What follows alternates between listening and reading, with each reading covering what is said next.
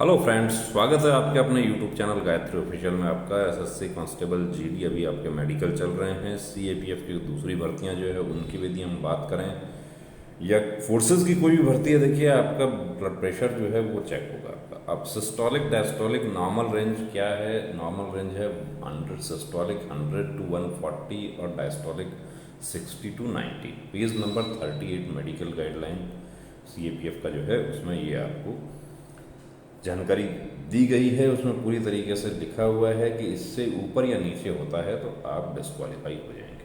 अब candidate should not be rejected on the basis of single high reading. अब यहाँ पर ये बात ध्यान देने वाली है कि एक रीडिंग के आधार पर ही आपको अनफिट नहीं किया जा सकता। हाँ, एक रीडिंग पे आपको री मेडिकल मिल जाता है।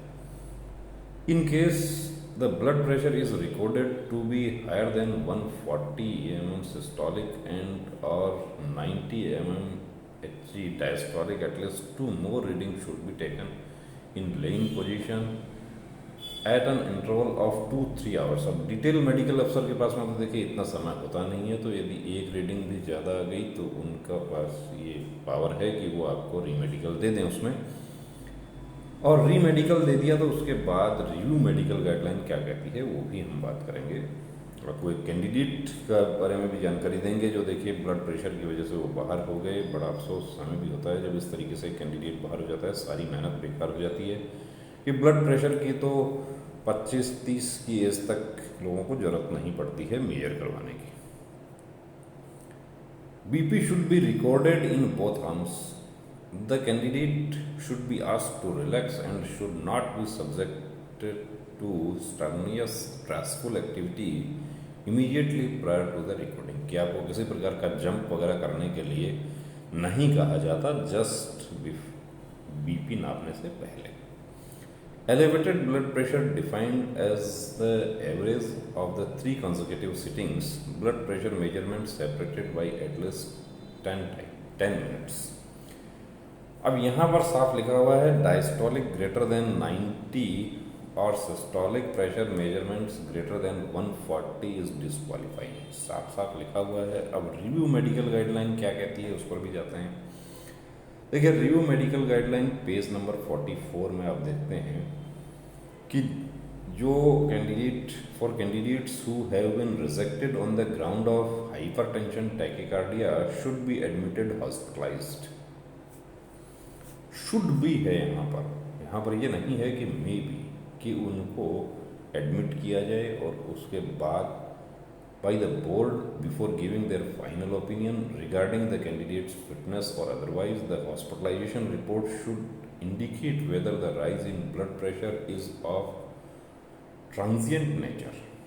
कि किसी प्रकार की उत्तेजना की वजह से तो ये ब्लड प्रेशर इनका बढ़ा हुआ नहीं है। फोर्स के कैंप में आप जाते हैं, वहाँ पे व्हीकल्स देखा, यूनिफॉर्म देखा, हथियार देखा, उसको देखकर उत्तेजना हो गई, एक्साइटमेंट हो गया, उसकी वजह से बीपी तो नहीं बढ़ गया कहीं।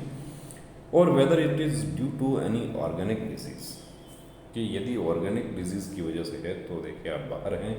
लेकिन ये एडमिट करने वाला जो प्रोसीजर है ये साधारणतः सभी सेंटर्स पर फॉलो नहीं किया जाता। क्या होता है कि एक दिन 2 दिन कैंडिडेट को बुला लिया जाता है, एक दिन मेजर किया, फिर दूसरे दिन भी आने के लिए कह दिया, तीसरे दिन आने के लिए कह दिया, तो वो एक तरह से जो एडमिट करने वाला प्रोसेस है उसी को फॉलो किया जा रहा है। In all such cases x-ray and electrocardiographic examinations of heart and blood examinations like cholesterol, lipid profile, S creatinine etcetera test should also be carried out. ये सब भी होता है। अब ये करे ना करे, देखिए यदि ये सब करे बिना आपको अनफिट किया जा रहा है तो इसका मतलब रिव्यू मेडिकल गाइडलाइन फॉलो नहीं की जा रही है।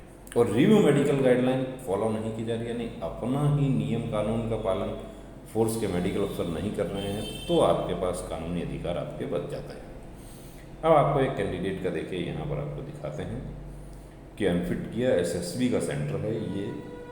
अब इनके 2 पॉइंट इनको थे। तो पहला पॉइंट था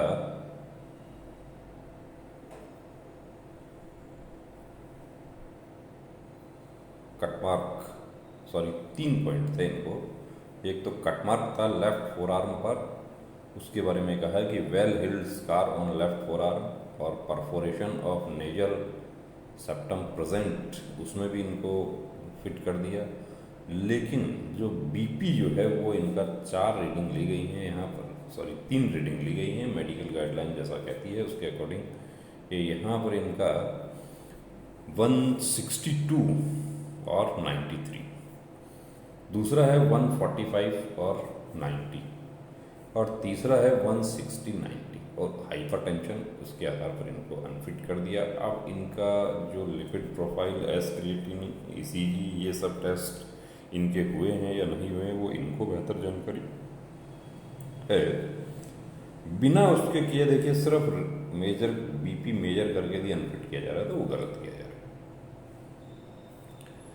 क्योंकि बहुत सारा सेंटर्स पे ये होता है कि ब्लड प्रेशर वाले कैंडिडेट्स को एडमिट भी किया जाता है। असम राइफल के एक सेंटर पे मैक्सिमम 20 दिन तक एक कैंडिडेट को एडमिट रखा गया था 2018 की एसएससी भर्ती में, और 20 दिन बाद उनको फिट किया गया। 20 दिन में उनके पास पैसा खत्म हो गया था, तो उनको वहाँ पर इतना भी सपोर्ट किया वहाँ पे ऑफिसर्स ने, जो स्टाफ ने, कि पैसा नहीं है तो उनको कैंटीन से उनको कि खाना खा लेना, आप पैसा देने की ज़रूरत नहीं है। तो देखिए दोस्तों, मेडिकल गाइडलाइन फॉलो किए बिना यदि आपको अनफिट किया जाता है तो आपके पास कानूनी रास्ता बचता है। लेकिन यदि मेडिकल गाइडलाइन फॉलो करते हुए, सब कुछ पूरा डायग्नोसिस करते हुए आपको अनफिट किया जा रहा है, पूरा रूल रेगुलेशन के अकॉर्डिंग आपको अनफिट किया जा रहा है, तो वहाँ पर आपके पास किसी प्रकार का कोई कानूनी अधिकार नहीं बचता है। हीमोग्लोबिन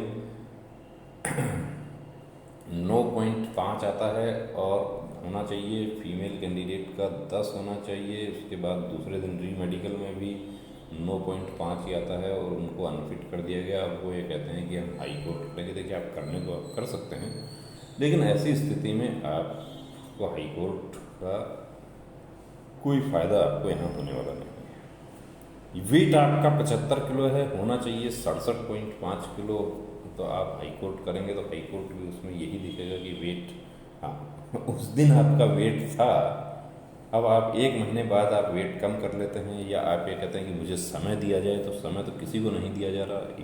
मई 2021 से मेडिकल गाइडलाइन चेंज हो गई।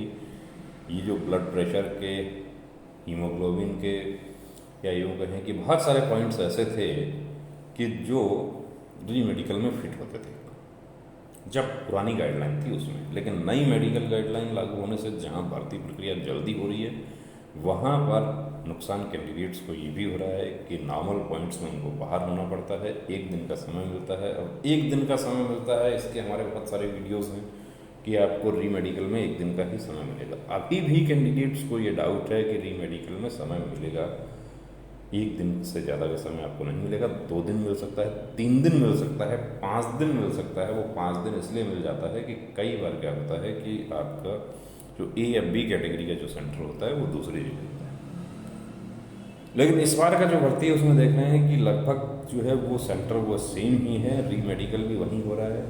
क्या वही डॉक्टर री मेडिकल करेंगे? नहीं, वो डॉक्टर री मेडिकल नहीं करेंगे जो आपका डिटेल मेडिकल एग्जामिनेशन किया है। री मेडिकल दूसरे डॉक्टर्स करते हैं, 3 डॉक्टर्स का बोर्ड होता है। और यहाँ तक कि इस बार तो एक चीज़ और देखने को मिल रही है कि एक को-ऑप्टेड मेंबर जो कि सिविल अथॉरिटीज से उन्होंने, जो राज्य का स्वास्थ्य विभाग है उससे एक मेडिकल अफसर उन्होंने लिया है, ताकि किसी प्रकार का जो कोई विवादित बात होती है, कोई कानूनी कार्रवाई होती है, उसमें फोर्स अपना पक्ष मजबूत कर सके कि हमने पूरी तरीके से चेक करके उनको अनफिट किया। तो बने रहिए दोस्तों चैनल के साथ, और यदि आपका भी कोई ऐसा पॉइंट है तो आप पहले से देखिए, अपनी तैयारी रखें। अब इनके साथ, जो कैंडिडेट के साथ काफ़ी गलत हुआ, जानकारी का अभाव में अनफिट होना पड़ा इनको, तो ऐसा दूसरे कैंडिडेट्स के साथ ना हो, उससे बचने का यही तरीका है कि पहले से अपना चेकअप करवा के जाएँ, और कोई जो नॉर्मल पॉइंट्स होते हैं, प्रॉब्लम होते हैं, उनका आप समय रहते आप ट्रीटमेंट कर सकते हैं। और टैटू जो है उसके लिए अभी भी बहुत सारी भ्रांतियां हैं, तो टैटू यदि समय रहते रिमूव करवा लें। आप आने वाले समय में भी यदि आप तैयारी कर रहे हैं तो भी आप रिमूव करवा लीजिए, बेहतर यही होगा। क्योंकि यदि आप इंतज़ार करते रहेंगे और टैटू पूरी तरीके से रिमूव नहीं हुआ, उसमें भी अनफिट हो रहे हैं। री मेडिकल में टैटू क्लियर करवाने के बावजूद भी कुछ कैंडिडेट्स के साथ ये प्रॉब्लम हुई है कि टैटू में उनको थोड़ा सा भी वो बच गया तो उसमें उनको रीमेडिकल अनफिट कर दिया। हालांकि टैटू वाले कैंडिडेट्स जो हैं वो हाई कोर्ट रिट पिटिशन किए हैं, पहले भी किए हैं, और उसमें उनको अलाउ भी किया गया है, टैटू है उनको, उसके बाद भी कि टैटू रिमूव करवा लिया, उसके बाद हाई कोर्ट ने उनको अलाउ कर दिया पिटिशन की इनको दोबारा से चेक कीजिए, अब टैटू रिमूव हो गया है तो उनको भर्ती प्रक्रिया में शामिल करें। तो ऐसे बहुत सारे इशू हैं। मेडिकल गाइडलाइन भी है आपका, जिस तरीके से जीएस का एक वाइड स्कोप है वैसा ही मेडिकल गाइडलाइन का भी एक वाइड स्कोप है। तो आशा करते हैं दोस्तों ये जानकारी आपको अच्छी लगी होगी, और इसमें आपका भी कोई ऐसा पॉइंट है हमारे साथ शेयर करना चाहते हैं तो बिल्कुल आप शेयर कर सकते हैं। जय हिंद।